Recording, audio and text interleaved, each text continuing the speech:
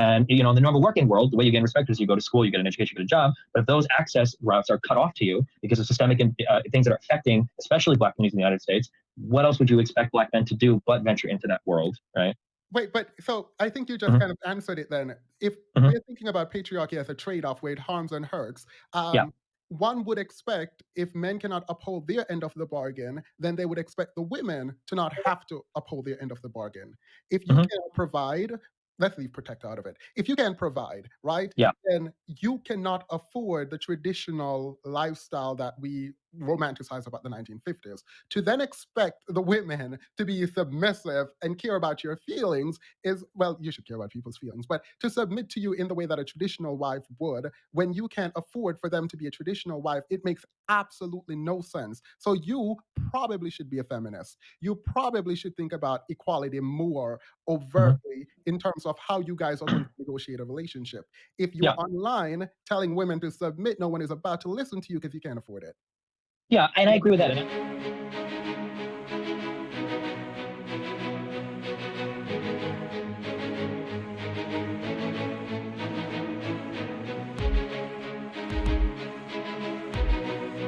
Hey, Destiny, how are you?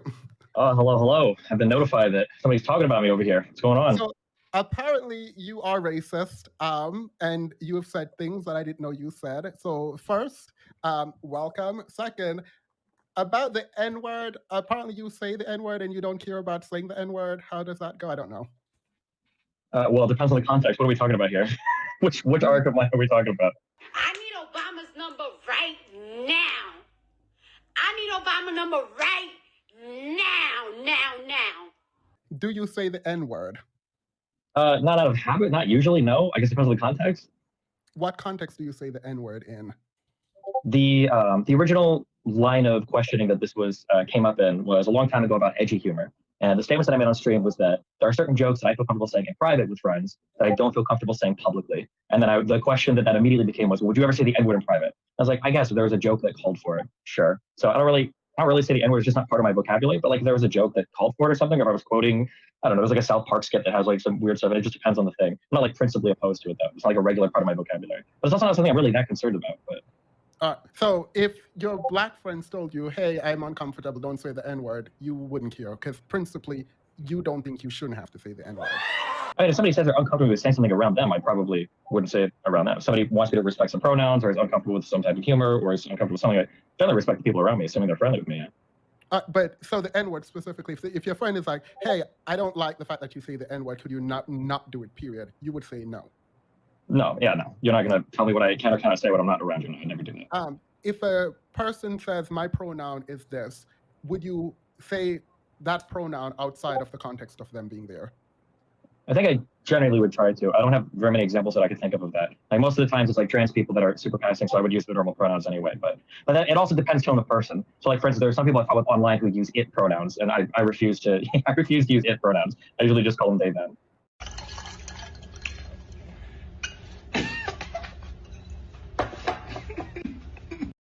So if Patty say he's a she, I don't know how to do this, but he's a she, would you ever refer to him behind his back as he? I mean, if I felt like it was genuine, I try to use the pronouns that people respect. Yeah, I would do my best. I'd probably make mistakes depending on how the person's presenting, but yeah, there's generally not a reason not to respect somebody's pronouns. Yeah. Okay, so it sounds like you're okay with the pronouns and you can monitor your language for that, but with the N word, you're like, no. Well, I feel like for pronouns, it's more kind of like a how do you refer to somebody's identity type of thing. For certain vulgar language or for certain slurs, I think that's a lot more. There's a lot more like ideological baggage behind that. I think. All right, so the ideological difference between using sort of the N word and someone's pronoun creates a distinction that you find usable, like it's fine. Yeah, I guess I'm just like I said. I'm just not too big on the whole like what are the words that people say. I feel like I'm so many years beyond like the N-word discourse. Like it's such a normalized part of like so much of the music we listen to. It's such like a bottom level discussion that happens online so much. Like some 14-year-old white girl gets like a video for linked of it saying it, or like somebody raps along. It's just like something I super don't give a fuck about. I feel like in the grander context of like all the race related stuff we can talk about in the U.S., like who can or cannot say the N-word or like how it's used is like it's just something I super don't care about. I understand that upsets some people, but in the grand scheme of things, I just like really don't care. All right. I won't push any further on the N word. I think I got my answer. The second issue that FD brought up was you said something to the effect of BLM, Black Lives Matter protesters should be mowed down? Kind of. So a long time ago, it was during the Rittenhouse saga. What I said was essentially, I said in a very edgy way, but I support people defending their property. I think that if people come and they try to burn down businesses or whatever, and other people want to show up and defend it, the same as I would have defended, Koreans during the '91 riots, the same as I would have defended Black people defending their property during the Tulsa race riots, like I would defend white people defending their property during BLM riots. I don't think it's ever acceptable to set people's businesses on fire. I think that's a line that should never be crossed. All right. So you, to the extent that they were engaging in criminal behavior, such as trespassing, that's what you're talking about in terms of mow down. Did you said that about criminal behavior, not just like protesting generally? Well, so the issue is that my word phrasing was kind of bad, but the exact quote was a very edgy quote. The exact quote was like, I think it was like, the riots need to stop, and if that means white people showing up and mowing down dipshit protesters who think it's okay to set buildings on fire at night, then so be it, or something. I think that was like my quote. But like when I say protesters setting buildings on fire, clearly talking about rioters or people engaged in arson. Like I didn't mean just like indiscriminately killing protesters. That would be an insane position to have. And I'm on record defending like tons of protesting anyway. It would just be a crazy position to have. Gotcha. He wanted me to ask you, FD wanted to ask what the punchline for this is. I just thought it was a funny picture. I don't know. I think it's a funny picture. I understand that not everybody likes my humor. I'm totally on board with that, but somebody linked it to me and I was like, oh yeah, sure, why not? Do it on my Twitter. Cynthia G says, sounds like fake outrage to me. If Destiny was a woman willing to date them, they would praise him for using that phrase. So at least Cindy understands why you would use that phrase, the N-word. And she doesn't have an issue. I don't know if she doesn't have an issue. She can tell us herself. Do you have an issue with people calling you racist? Personally, I think it's stupid, but I mean, if somebody wants to, they can. But I feel like it says a lot about the state of the discourse where we're like obsessing over like kind of edgy jokes, or when we're obsessing over like does somebody have like the past to say like the N-word or certain context?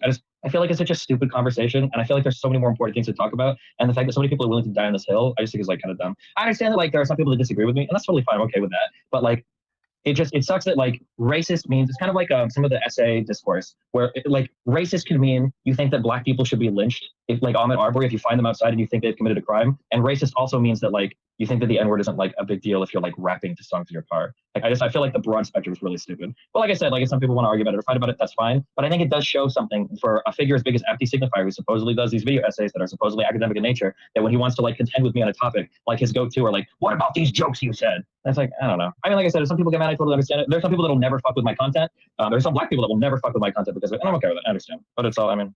But as it relates to FD though, what it seems like he's at least interpreting this as when he made the Killer Mike repost, that you were goading him, at least attempting to goad him.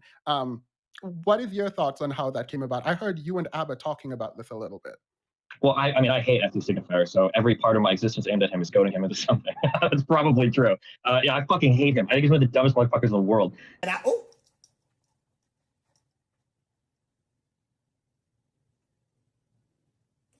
the issue that I had with go ahead. Sorry. No, do you think FD Signifier is dumb? I think he's actually dumb. I'll qualify it more. I don't think he's dumb. I think he makes stupid videos that have stupid messages. He's probably not dumb, which makes it even worse because I know he can do better. I think the issue that I have is we're in a really weird world right now where it's not just related to race stuff, but every single time any type of empowering message ever is given, like a leftist or a progressive is very quickly there to slap you down and make sure that you understand that you are actually fucking trash. You can actually do fucking nothing. Capitalism and white supremacy will destroy your life, and don't even fucking try. And it's so frustrating now. Like I just came off of the Whatever podcast. I just came off of Fresh and Fit last night.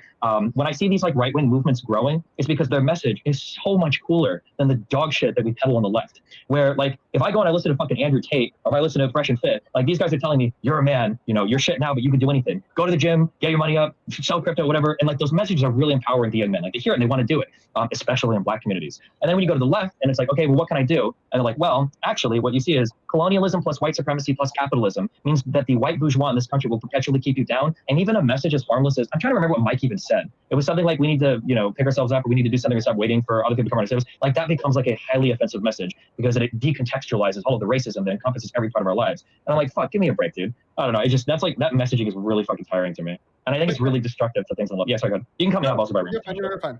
So that was essentially your response to FD retweet. I don't know why I'm asking it this way, because I've heard you talk about it. You debated the Black right-wing guy, I forget, Officer Tate's friend, I don't remember his name, Mhm. on something or another. But you argued that systemic racism is an issue. Mhm. And you acknowledge that, but you were saying, can you explain your position? Because I want Yeah, to so see. this is yeah, so it's going to depend on who you seem to argue with. Do you know who Chris Williamson is? Yeah. Okay, I just did a show with him recently where I talk about the difficulties of this. So when I'm talking to a wide audience and I'm talking about like classes, usually what I'm saying is, hey guys, we need to be aware that intersectionally, there are a lot of different types of things that can influence a person's life. Being a woman can influence your life. Being black can influence your life. Being a black woman can influence your life. Being a trans Asian person can influence your life. There's a lot of different ways that our identities can intersect and be influenced by the particular geographic regions and the cultures around we live in that can have like an impact on your life that's not really fair, right? So when I'm talking very broadly, I'm very much like a leftist. But if somebody comes up to me personally and asks for advice, or if I'm giving advice to somebody, I'm going to be like the most libertarian anarcho-capitalist of the world. Like, listen, you got to do what you can to improve your situation. Nobody's going to help you. Don't wait for anybody to help you. Nobody gives a fuck about you. Nobody cares about you as much as you can. The only person that's going to do your shit is you, so figure it out. Get your fucking ass up and work. It seems like nobody wants to work these days. And it's hard to marry these 2 points because depending on like who I'm arguing with, people will hear different things and they think it's contradictory, but I don't think it's contradictory, right? Like you can move through the world and understand that class is going to impact you in some way, or race or gender or LGBT status, and understand that some of it might not be fair. But as soon as you start telling a person that every single individual action they take is going to be tainted and poisoned with whatever intersectional bigotry they come up against, I think it destroys people's ability to like navigate the world and build anything for themselves. Because people can rise up and overcome circumstances. It's hard, and statistically speaking, it's not going to happen all the time.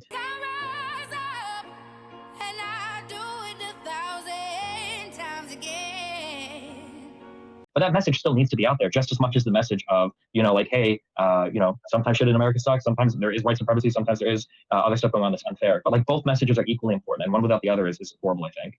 Guys to do it tonight. Okay. I mean, I said that yesterday. Right. Yeah, no. So there, you were saying there is a difference when you zoom in on the individual versus when you're taking a bird's eye view and you're talking about maybe systemic changes and laws or something like that. Right? Yeah, generally speaking, yeah. But I mean, if I talk broadly, if I'm giving advice, my advice is also going to be like, if I'm giving advice to people, or if I'm fighting against somebody trying to act hopeless, I'm going to come off like very individualistic. Like if a black person came up to me and was like, well, remember that one study in 2001 that said that they tossed applications at people, you know, with black sounding names? I'm not even going to bother applying for a job now. I'd say like, well, no, you know, apply for twice as many jobs. Like you have to do something. You can't just give up. But I feel like if people like FD Signifier hear that answer, they go, oh, well, this guy's ignoring the history of oppression and he's playing right into blah, blah, blah, blah, blah. And I don't know, those messages to me just feel like super cocked and very disempowering. Like, sorry, you're black, your life is fucked. The white man is always going to keep you down. And until we decide to pick you up, you're never going to rise up. That just seems like really shitty to me. That's how I hear it, at least. So hopefully he wouldn't say that on an individual level, because what I heard from him was that he understands how that message can be misinterpreted or even weaponized by groups that may not like the black people and say, this is why you're down, and use it to attack. Do you see it from that perspective or no? Nah, I don't think you can go around worrying about like, how can somebody else, like, not to be like mean or blunt, but like, you don't need to weaponize messages against the black community. People already shit on the black community. Like, I mean, what are you going to do? Allowed any information that turned out to be so false and fake out. I think it's a disgrace. And I say that.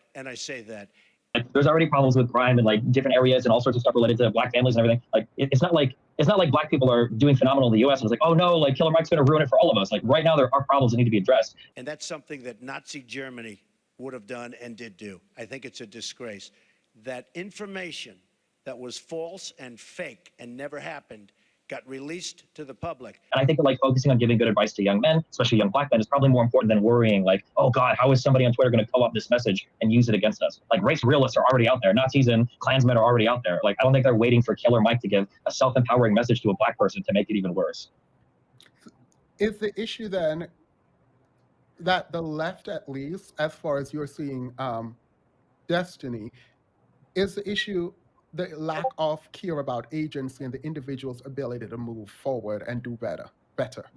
Yeah, I think that's the issue, is that it feels like on the left we demonize success and we are quick to blame or attribute. Like if somebody's successful, it's just because they were born rich. It's just because they were born white. It's just because they nepotism or whatever. But if somebody's poor, like it's because of all these like social and structural issues. And it's just like, it feels like there's no path for anybody to do anything. Like you're basically waiting for Biden to pass a law in order to feel like you can like make any kind of forward movement in the country. And I just feel like it's like a really sad, disempowering message. Like I think that I would actually use it. I compare it to like mental illness. There are some people that I see like in life who will say things like, oh, I've got ADHD, I can't do that. Oh, I've got like borderline, I can't do that. Like people will have a mental illness and they'll use it as an excuse to not do anything. And then other people, I'll hear them say things like, oh, I've got ADHD, so when I do this, I've got to like turn off my laptop and like my TV. Or, oh, I've got like borderline, so I don't talk to these types of people because I know that I don't get along with them well. Like sometimes people will take an analysis of the system and then they use that to further themselves. They'll say something like, oh, like I know my job application might get trashed, I got to work twice as hard. Or, oh, I know that like I'm not going to be taken seriously here, like I've got to show up 5 minutes, 10 minutes, 15 minutes early, you know? I feel like understanding the structures are important, but you can't let the structure like ultimately determine your individual action because holy fuck, that sucks, in my opinion. Do you think America is a meritocracy? In some ways, America is a meritocracy. In other ways, it's incredibly nepotistic. It just depends on, I mean, like there are some people that by the merit of their actions can make it really far. And I believe in the United States, I think you have the chance to go really far. Anybody can do it, but not everybody can do it. And a lot of America is determined by birth at zip code. It's incredibly unfair. Yeah. Yeah, I mean, so the monetary system in the United States requires debt, right? We can Wait, I'm sorry, can you say that? The what system? The monitor system? Monetary, the economy. Oh, monetary. Okay. Yeah, sorry. No, you're okay. Requires debt. From that, most economists has extrapolated that there has to be an underclass in the current system. Everyone cannot move up. The question of who gets to be in the middle class or the lower class is dependent somewhat on structures. And I'm thinking this is where FD would point out. We were just talking about the sort of progress post slavery that Black people in certain neighborhoods were making. And I'm not just talking about Tulsa. I'm not talking about Black Wall Street only. I'm talking about a period of like 70 years of Black building and the buildings and neighborhoods being destroyed. And then we have highways being purposely going through Black neighborhoods. And we know that those are not places people want to live in. And so when the question about what can Black people do to improve their status in the US, I think the question is more, should Black people have to even try when there's so much owed to them? How do you respond to that? And don't answer by saying, but you have to, because I agree with that. But should they have to try in terms of what is owed? I mean, should they have to? Probably not. I mean, in terms of figuring out like reparations and stuff, things really messy. I don't know how we ever figured out. I mean, like ideally there would be some sort of redistribution program or some sort of building up of actual genuine Black wealth or Black businesses. I don't know what it would look like. But again, like that's just like so far away politically from happening that putting all progress on hold until white people essentially decide that they are going to go into Black neighborhoods and like throw a bunch of money at it. It just feels like that just feels like a horrible position to take. And there are other things that you can do in the meantime. So focus on the things you can do in the meantime. Or at the very least, like this is my wish. If you want to be somebody that focuses on structure and class and intersectionality, do that. That's fine. But fuck, don't shit on the people that are also trying to like build people up individually. You know, like if you want to say like, hey, Killer Mike says this, and you know that's cool. And like remember, we have to fight against all these structural things too. Like that's fine as well. But like we go back and listen to the Killer Mike video. It's not like Killer Mike said anything horrible. It's not like Killer Mike was like, oh, Black people are the only ones to blame for where they are. It's rap music and it's fucking Black culture and blah blah. It's not like he was like ragging on Black people. He was saying like, hey, from what I remember, like you know, sometimes you got to try harder than a white guy to make it. Like that seemed to be like the gist of what he was saying. Yeah, and to be frank, I don't disagree with what Killer Mike said. I have to make myself out there, put it out there, and I know people hate that I don't disagree with it. I don't disagree with what he said. But I think the question that I said don't answer, you still answered. You have to, like in the system, like to survive, like, regardless of what should or should not happen, if it's not happening, you are going to have to engage. But my fundamental question isn't should you engage or should you not engage? Obviously you should, at least from my perspective. Thus, Killer Mike is right. But the question I asked was should you have to? Which you answered, you said maybe not, because if we're talking I said like should you have to? Like you shouldn't have to, no. I mean like kids should never go to school hungry. We shouldn't have any homeless people in the United States. It's fucking insane. And yeah, I mean like obviously the treatment of African Americans in the United States has historically been fucking shitty. And a lot of that, you know, where they are today, African Americans specifically, can be traced from from US history. So no, I mean it's not fair, and the fact that you have to fight against so much, or an African American would have to fight against so much to make it, is not fair. But yeah. Do you think you get a fair shake? Do you think, and I hopefully you don't take the ego position where like you say you don't care, but do you think you get a fair shake in terms of how your content is perceived and the description of you and how you are discussed? I mean, like, it's a really hard one to answer. Like, I engage in a lot of edgy humor. So, like, can I complain when some people says, like, oh, like, you know, like, Destiny, isn't that the racist guy that, like, you know, tweets out, like, the crazy meme sometimes, or has, like, the black picture of himself, or, like, does, like, weird shit? So, like, I mean, in one sense, I can't really complain, I guess, because I mean, I willingly engage with the behavior. one thing that irritates me, but it's not really about me, it's just a broader thing in general, is I wish people could engage with like racial and really issues relating to all identities, racial issues, sexual issues, or sexist, male, female issues, whatever. I wish that people would engage with it on a deeper level than like, oh, that guy is racist because he thinks that like, white people can tweet out memes with blackface in it. Or, oh, this guy is sexist because, he uses the word bitch. Like, I wish that it was possible that we could recognize, or we could talk about like maybe what we perceive as like problematic behavior without like totally writing off, I guess, like an entire person's content. So that happens to my stuff a lot. But I mean, I spend most of my time trying to like fight in the middle and like kind of like pull people over from the right. So I'm not really that concerned with what people to the far, far left think about me. In some ways, it even builds my credibility because I can go, oh, look, these crazy people on the left hate me. So maybe you'll listen to me. So I mean, like, I don't know. At the end of the day, that's what it is. And to be clear, and back to the first question that we started with, I think the chat, some of the chat seems to be okay with other people saying the N-word. Why do you think the word has such importance, and why do you think it, like, you need to not exclude it from your vocabulary? I hated that last question. No, that's fine. So, I mean, like, why is the N-word so important? So I think that the weird thing about it is that I'm pretty sure it's inarguable that African Americans have had the worst treatment of any broad minority group that I'm aware of in the United States in U.S. history, in terms of like the amount that were brought over, and then the treatment through slavery, post-slavery, pre-Jim Crow, post-Jim Crow, that Black people had a very uniquely horrible engagement with the United States. Then on top of that, there is a racist word to refer to Black people that is also a bad thing, okay? But that racist word got taken by Black people, and now through Black people's cultural dissemination across the world has become like one of the most popular words in the world for slurs that everybody knows because it shows up in the most dominating form of music. So we have like a racial slur that the group of people that it was impacting, they don't use it as a racial slur. And then it's also a group of people that have had the worst treatment in the United States of any people. So that makes like all the conversations, everything relating to the N-word is like a really, really, really complicated, unique kind of special thing. Like, I don't think there's any type of word that has that history or has been like co-opted and reversed as much as any other word. So I think it makes the engagement with it really, really unique, I would say. And then in terms of like, why do I or don't I use it? Hey everyone, Editing Themis here. This will be the only time that I do this in this video, but I had to point out, because I don't want it to seem like a setup, the reason I asked the question of why there was so much importance on that word was to test if Destiny was willing to just talk about why the word is bad without a explanation of why he would use it, but we defend, right? And so while he did answer the question, he then launched defense. So it's not that he's wrong or it proves anything in any direction. Honestly, it just is what we do as humans. So the last part where he's explaining why people would want to use it, i.e. Black export vis-a-vis the hip-hop community, for example, like, that's just what we do. And so I wouldn't read much into that. I don't read much into that. If he had started by explaining why he used it as opposed to answering the question directly, then you might be able at that point to make an assumption. But I wouldn't.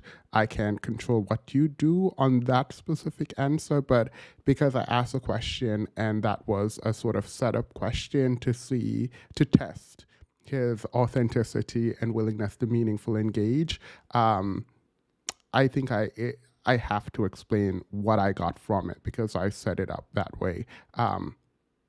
So take that and do with it what you will.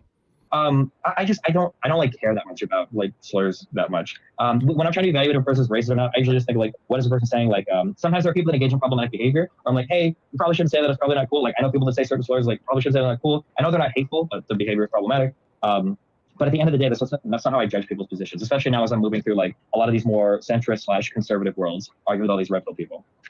I said that I would never push back on anything you said about saying the N-word because I'm owning this. I said this privately, but I'm doing it publicly because I think it might just be a philosophical difference. But sure. I am concerned though when you say you understood where it comes from and you understand the pain behind it, and then Black people, we've taken it, put it in songs, and then made it an export in some ways. Can you not sympathize with Black people wanting to gatekeep that and say, okay, you guys used to call us this, now we took it, and we are saying no one else should say it? I understand what you're... Go ahead. No, if you understand it, I don't have to continue. I understand what you're saying. I might lose the audience here, but no, I don't sympathize at all. I would have at one point in time, but like, oh my God, like rap and hip hop is the most popular music in the world, and it shows up so much. I feel like when people hear it, I feel like it's more of a virtue signal than anything else. Like I'll hear like two white dudes or two Hispanic dudes at the gym like call each other the N-word. I'm like, can anybody like not like in a derogatory way, but like in the like they're just like chilling kind of way. And I'm like, does anybody really give a fuck about this? Like if two white people heard this, like, is this actually like the end of the world? Like, does it fucking matter right now? Like there are people that I know that are some of the most racist motherfuckers in the world, and they don't use the N-word. And I know a lot of people like casually use it. I'm like, fuck it. Like it's so dumb. And again, I understand that not every black person, not every white person is going to be like on board with that point of view. But I'm just like so fucking over it. I just don't care that much. There are so many other things that I have to evaluate a person's character or to see if they're racist or not that like individual words I don't care anymore, especially on the N-word because it's so ubiquitous throughout like culture and music and stuff. But I understand again that like some people aren't happy with that position. But yeah, you know. Yeah, no, I mean, I'm not asking you to change your position. I'm asking you to understand your position because it feels like you are okay being monitored and being told that this is how certain people would like you to refer to them, insofar as we're talking about trans. But if a group of people say, this is how we would like you not to refer to us, well, I would say, yeah, hold on. We gotta be really careful there. So, like, it's not like when I'm in private, I'm like, oh, you know that one black guy, the N-word? Like, I'm never saying it like that. Look at y'all smoking ass niggas after every poll niggas start choking ass niggas. Nigga. Like, I wouldn't do that with any slur or anything. Or like, if somebody's like, hey, like, I don't appreciate when you call me a slut. Like, I don't think I would ever even call someone that because it's just not a word I use. But like, if somebody said that, like, don't ever talk about me being a whore. Like, if I was in private, I would never refer to a woman that way or whatever too. Yeah, when I'm talking about like slur usage, like, there's a ton of different ways that these things like show up in different speech. But I'm never talking about like, oh yeah, like in private, I refer to all of my black friends as N-words. Like, that would be fucking insane. But that wouldn't even be like an N-word issue. That would just be somebody being like racist, in my opinion.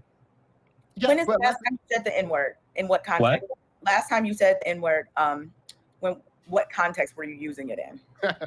That's funny. Oh, you grew.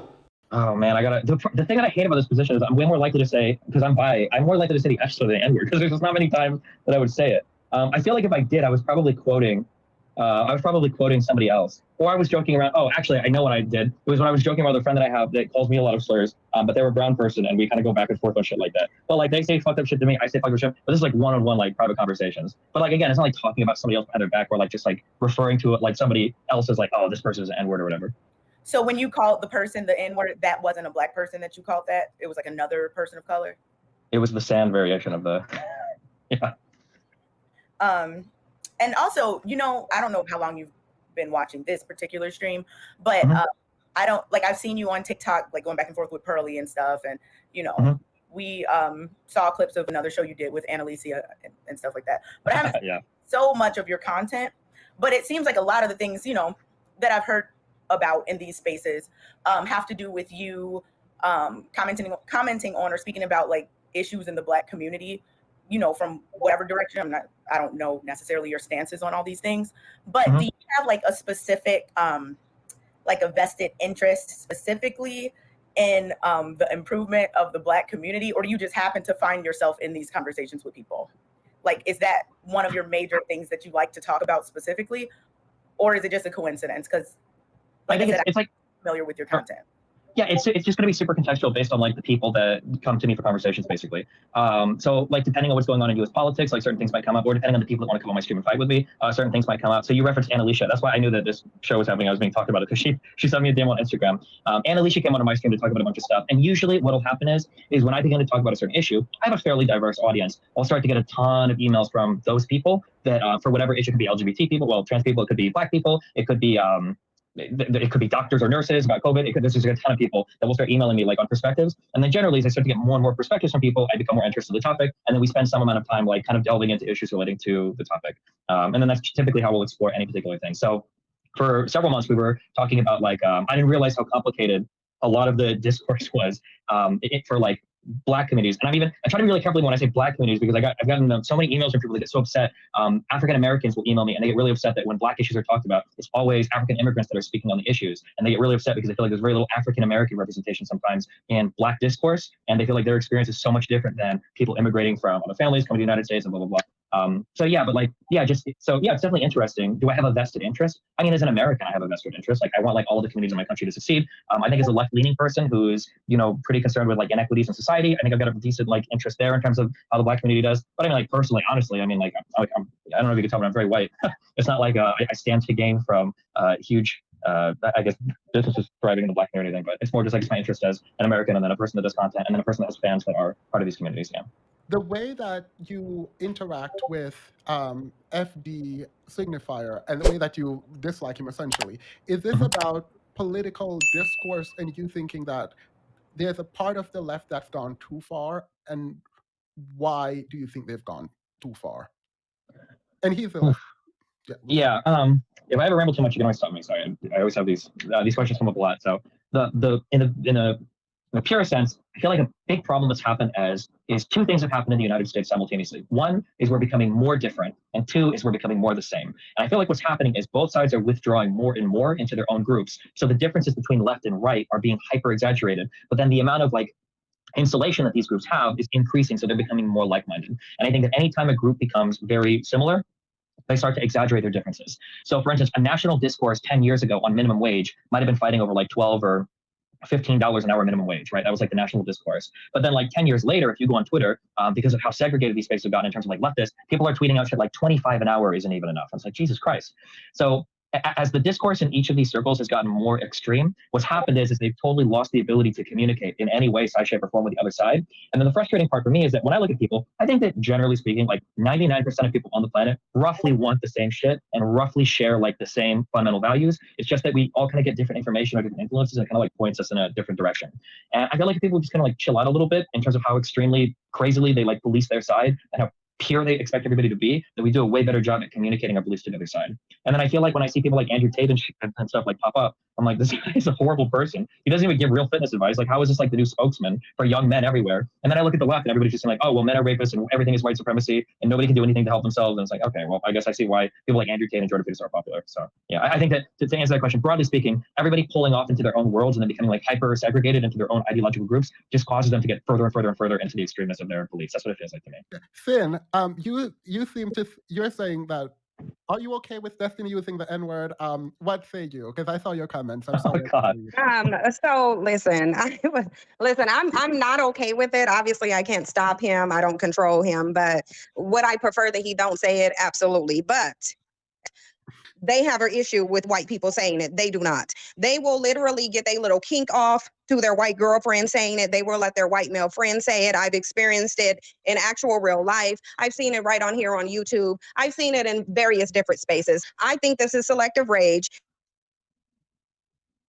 You went out. She went mute. Okay. Well, I'll ask this question. I'm assuming she can hear, and you guys can chime in if you want, because I don't know. Okay. Keep in mind, I am very, very, very white, so I might be completely have no idea what the fuck I'm talking about. But this is my perception, okay, of things as I've kind of dived into these communities. Okay. No. Wait.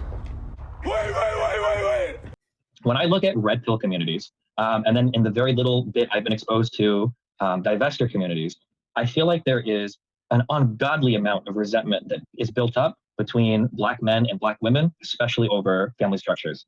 And sometimes I can understand the responses. I feel like when I'm talking to people in these red pill spaces, especially Black men, like I can see the resentment they have towards Black women. Sometimes it's explicit, oftentimes it's highly implicit. And obviously I think that's a bad thing. Or maybe that's not obvious. I think that's a bad thing. It's not good. But then sometimes when I go over to divestors, like I think it's interesting that like some of this conversation started off with like, should a white guy be allowed to say the N-word, blah, blah, blah, blah. But then Cynthia comes in here firing full guns blazing, these fucking bandits, these bandits. Like, doesn't that kind of further the same type of mutual resentment between Black men and Black women as like the Black men in the red pill spaces? It says, like they don't want to fuck with Black women or Black women are trash. Doesn't that kind of like further the same type of negative stuff? Yeah, go for it. So I don't think Sinji is a divester. No, I'm not divestment. But Sorry, I don't know why my connection keeps going out because I'm connected to my internet at the house. So I don't know why my connection keeps going out. But wait, before you go, Sinji, so I feel like we're moving it from racism, but I will answer the question because it's only because I've been asking you a ton of questions. Women and men, we can blame racism, we can blame whatever we want, but people are dying. And the point at which people are dying, the people to be blamed for causing death, I think, ultimately should be held accountable on both sides. And I don't see that happening. Sometimes I feel like, I guess what I'm saying is that, like, sometimes like, when I listen to a lot of red pill people talk about black women, a lot of the times it feels like a who hurt me scenario. That's what I get. That's the feeling that I get. But then a lot of the times I hear like I get, this is sound really weird. I'm going to ask you the question then. Do you think they're comparable? Because I feel like I've heard you talk to, well, I don't feel like, I've heard you talk to the angry men. I've heard you talk to a lot of men. And on one hand, we can talk about language and monitoring language, but I feel like you've essentially already made the argument that it's not, they're not even close. Between, well, so here's something that I get a little uncomfortable with, okay? Here's an example, okay? So let's say that I fight with, if I fight with a woman online, so there are certain streaming platforms that I think probably shouldn't have sexualized content, okay?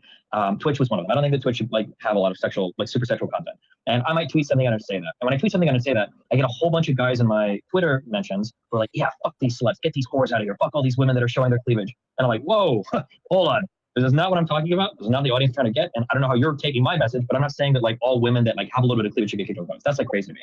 I feel like a similar effect happens where there are certain black men that I fight with that are fucking insane. And I think they're insane. And I argue with them and I tell them they're insane. And then like I get this deluge of like black women that show up in my comments like, yeah, fuck these BM. Like BM on the internet are trash. Like these BM are horrible, blah, blah, blah. And I'm like, whew, like this also feels like a little bit not good. Like I don't know how I feel about it. And I kind of worry sometimes that like, you know, that kind of pendulum effect of like the one side shifts on one side and then the other side grows to hate him and then it goes back and forth a lot. Sometimes I wonder, and I don't spend a lot of time in space, but I'm still going to argue with Annalicia a lot. I wonder sometimes if communities like Cynthia G's or Annalicia or any of these like black women communities online kind of like further that resentment and that divide between black men and black women instead of doing anything to kind of heal it. Or, but I don't know. Yeah, I don't know what's your go for it. So the only reason I think I'm ready for the question now. Sorry. Okay. Before you go though, the only reason I'm responding is because people are like, I need to respond, and I will. I wouldn't normally respond because in my mind, I'm still trying to grapple with how much does a white person in a black community get to dictate the conversation. And I don't know why the women want me to respond to this, but I will, not because they're demanding it, but because I think they want to understand also. So this is also for them. Sure. In your own experience, do you think it's more black women or black men online degrading each other, if you call it degrading the other?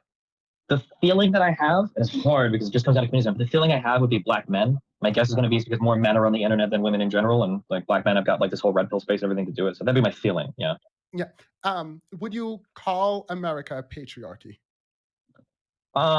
Not as much today as it used to be, but yeah, probably still. Men still hold primary positions of power in politics, economics, social structures. So probably, yeah. All right. And so if we are looking at the historical position of men and women, it feels like men have always had more power, at least economically, and at least in an attempt to get economic power. And so when you think about sort of the lack of resource in certain communities, the absent fatherhood in certain communities, the homicide rate and thus criminality in certain communities, we can blame systemic issues because I think this is something that I have to talk about when I'm talking to a white person. I'm sorry, I have to. But, but if we're within the community context, most of the people committing the crime, most of the people doing the abandoning falls very squarely on one sex as opposed to the other. And so if one sex, the women, are outraged, would that not be justified, like in isolation? So a little bit. So, okay, let's see how we do this. So I would argue, I think we would agree, but I would argue that patriarchy is a system that grants more autonomy to men and tends to subjugate women, right? However, patriarchy in many ways benefits both men and women, and in many ways it works to the detriment of men and women. And it's also reinforced by men and women in a lot of different ways, right? Yeah. So when it comes to things like gang violence, we'll say, or when we look at things like honor culture, in some ways, no, not in some ways, in an absolute way, I can totally understand the resentment that women would have, where it's like, hey, you men are destroying our communities, right? I know the numbers that like, you know, in some neighborhoods, you've got black women outnumbering black men, I think like 3-1, because so many of them are either dead or in jail, and, you know, that leads to the destruction of these communities and horrible things. And I know the knock-on effects to that. But then in another sense, I look at patriarchy and I say, well, in some ways, women are the victim of the system. But in other ways, men are the victim of the system, right? Because don't a lot of men engage in this behavior because they're expected to go out and figure out some way to provide for their families, or figure out some way to make a living, or figure out some way to gain respect. And, in the normal working world, the way you gain respect is you go to school, you get an education, you get a job. But if those access routes are cut off to you because of systemic things that are affecting, especially Black communities in the United States, what else would you expect Black men to do but venture into that world, right? Wait, but so I think you just kind of answered it then. If we're thinking about patriarchy as a trade-off where it harms and hurts, one would expect if men cannot uphold their end of the bargain, then they would expect the women to not have to uphold their end of the bargain. If you cannot provide, let's leave protect out of it. If you can provide, right, then you cannot afford the traditional lifestyle that we romanticize about the 1950s. To then expect the women to be submissive and care about your feelings is, well, you should care about people's feelings, but to submit to you in the way that a traditional wife would, when you can't afford for them to be a traditional wife, it makes absolutely no sense. So you probably should be a feminist. You probably should think about equality more overtly in terms of how you guys are going to negotiate a relationship. If you're online telling women to submit, no one is about to listen to you because you can't afford it. Yeah, and I agree with that. And even if everything was fair, telling women to submit, I think personally is cringe, but that's just me. I guess the sad thing that I run into, and again, I don't know how common this is, so I can only go by what other Black people tell me, right? But one of the sad things that I run into is for a lot of these red pill guys that hate Black women, like a lot of these guys that have emailed me talk about the experience that they had growing up was that Black women hated them, that their mothers, their aunts, their family, had, for instance, here's an experience I'll never know about. I've never been disfavorably compared to my father. I don't even know what that would feel like. To have somebody's like, oh, you're just like your fucking dad. I've never had somebody say that to me. And that's like an experience. This seems like a debate to debate because I'm going to say anecdote. I feel like you'll. Yeah, no, I understand. No, 100%. And that's why I'm saying maybe it's not as common as it seems. But I see that resentment kind of from, I don't want to say Cynthia G's channel, I'll say people that have linked me clips from her, it feels that way. And then, so when you get a lot of these Black guys that have a lot of this resentment built up from Black women, and then I see some YouTube channels to push it, it feels like everybody's like flying apart. And it just feels kind of sad to me. Like in that conversation I had with the angry man, I thought this was going to be like a get you question where I asked him, I was like, well, what do you want? Do you want Black men and Black women to just stop talking to each other completely? And all three of the Black guys on the panel were like, yeah, fuck that. Let's destroy the Black community completely. I don't think Black men and Black women should ever talk to each other. I'm like, holy shit, that just seems so crazy to me. I don't know. No, so I think that's part of what Black women are up against. And even if we're saying, even if I weren't supposed to say anecdote, which I'm going to, but, which is fine. Yeah, it's totally what it is. Yeah. But assume arguendo, and we go down this route. The issue that we come up with is, of course, a woman is going to probably have a bunch of issues in raising a child because now you're doing it on your own.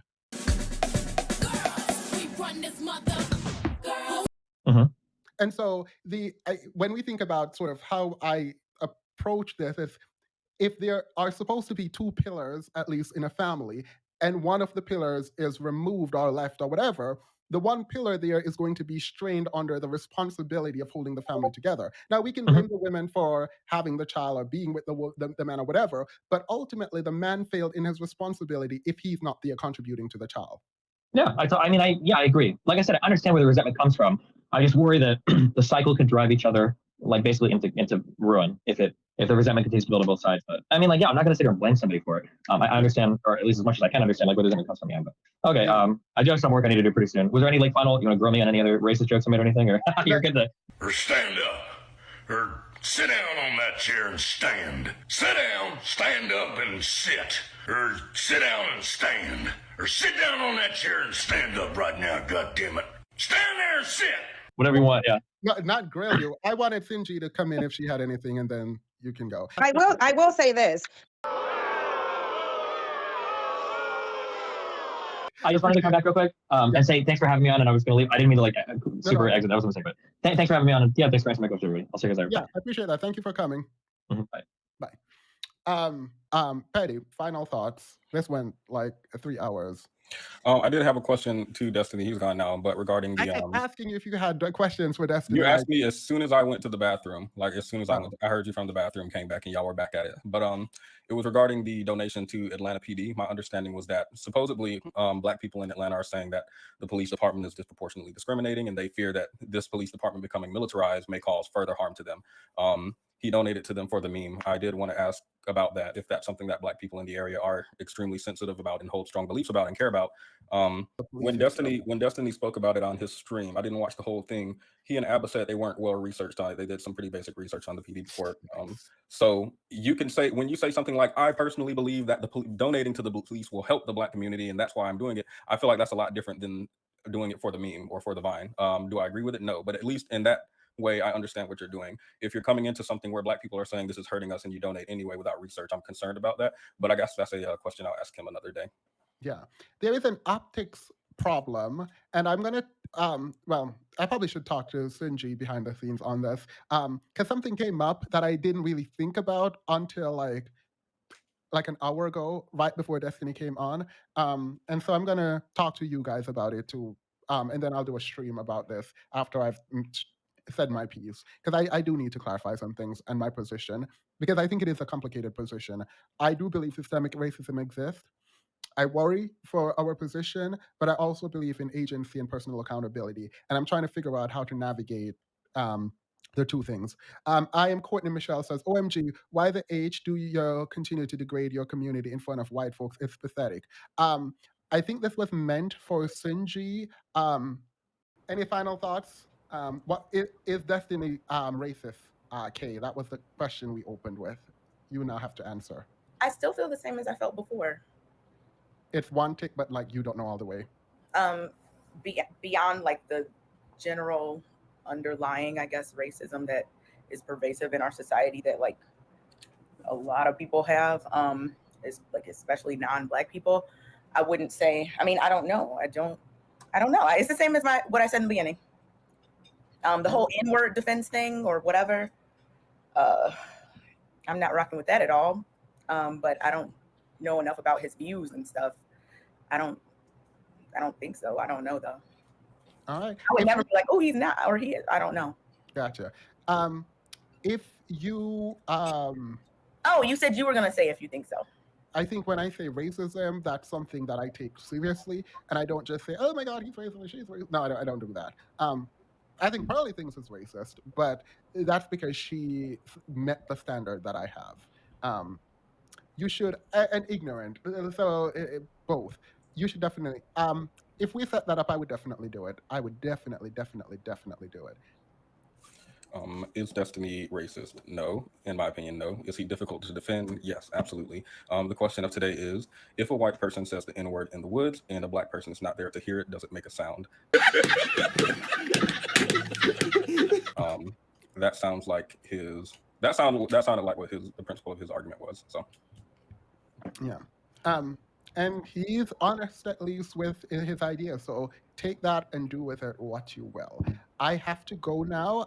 It has been 4 hours. I'm so sorry, Kay. I appreciate you hanging in there with me. Thank you, Petty, for joining. You really added to it. I really appreciate both of you for being up here with me. So I appreciate that. Thank you all. And I will end it now.